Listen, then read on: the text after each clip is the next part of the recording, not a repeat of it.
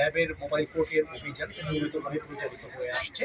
আমরা সাধারণত দ্রব্যমূল্যের ঊর্ধ্বগতি এবং ভেজাল দ্রব্য নিয়ন্ত্রণে প্রতিনিয়ত কাজ করে যাচ্ছি সারা বাংলাদেশ ব্যাপী।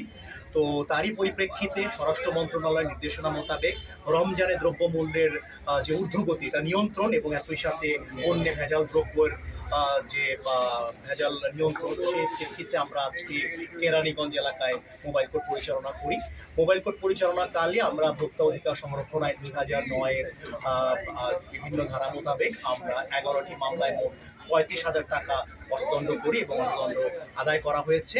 মূলত আজকের অভিযানটা আমাদের সতর্কতামূলক অভিযান। আমরা আজকে তাদেরকে কথা বলেছি, তাদের সাথে সতর্ক করার চেষ্টা করেছি যাতে তারা আসলে ভোক্তার কোনো অধিকারটা যাতে ক্ষুণ্ণ না হয় সেটা সবসময় তারা সুনিশ্চিত করে।